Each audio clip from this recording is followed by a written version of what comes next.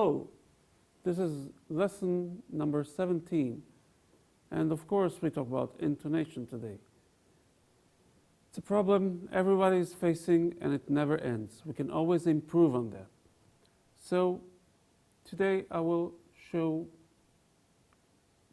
two methods and one exercise that I believe can help you work on your intonation.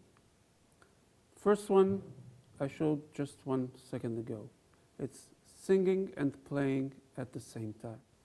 Now I use solfege. I name the notes do, re, mi, fa, sol, etc. You can use ABC, or if you're in Germany, A, B, C, or whatever. But make sure you name the notes. You call them by their proper names. So this is one thing I would like to mention. When I do this exercise, I always tune the playing to the singing. For me, the singing is always correct, even if it's not correct. This way, I'm learning to trust my instincts. And usually, the singing will be more in tune than the playing. So, I first do it as I sing aloud, just like I did before.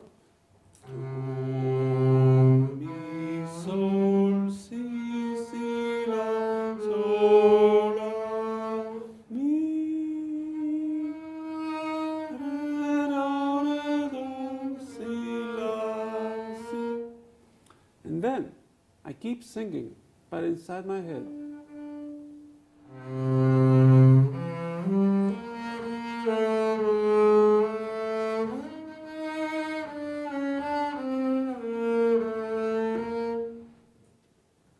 Of course, nobody knows what I'm doing inside my head, but it's when you practice.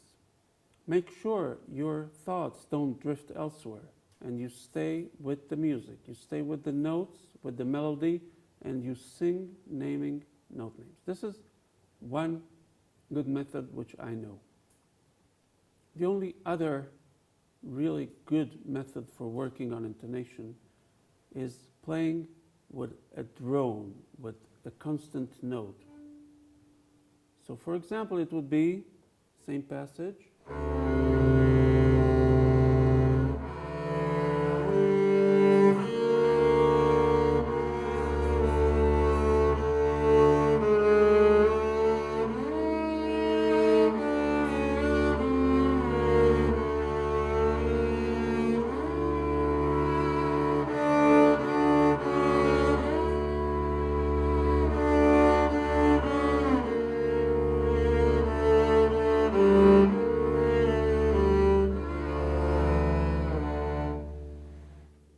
Here, we have to be careful, make sure we pay the same attention to dissonance as much as we do for consonants, because it's very natural for us to tune the octave, but a seventh can also be either in tune or out of tune.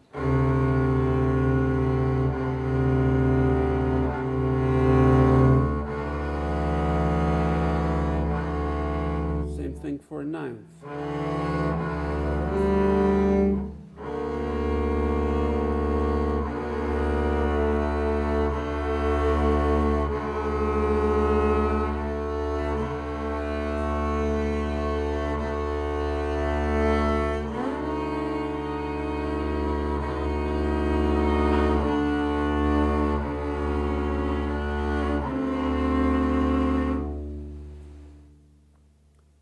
So here we work with a steady, constant drone, same note. And eventually, this note gets into our mind and we tune to that.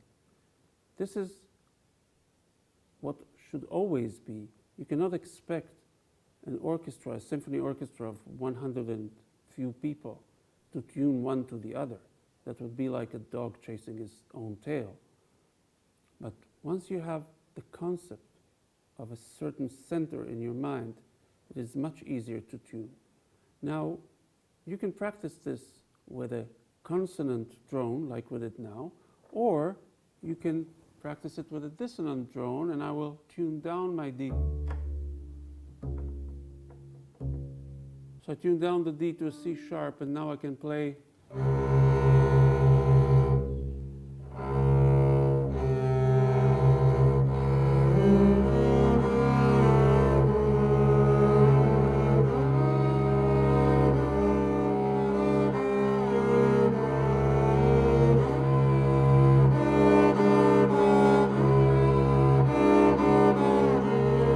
Horrible, isn't it? Well, as horrible as it is, the effect is a little different now. Here we're not so much tuning to that dissonant drone, but we are rather fighting for our life and trying to keep the melody as in tune as possible. Last thing I would like to show you is an exercise which I do with all my students, jazz musicians, classical musicians, Oriental music musicians, everybody. This exercise is called the all interval exercise. In this exercise, we practice singing and playing all the intervals, naming the notes and naming the intervals. This exercise is in the book and you can find it there, but I will show it to you just for now. It is based on the long shifts exercise and it goes like this.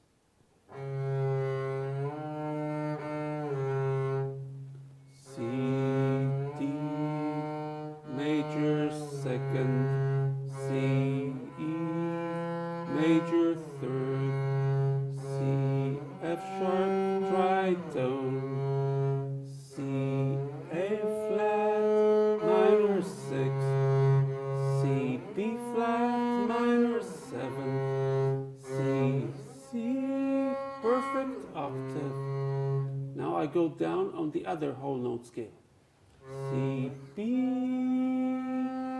major 7, C, A, major 6, C, G, perfect 5th, C, F, perfect 4th, C, E flat minor 3rd, C, D flat minor 2nd.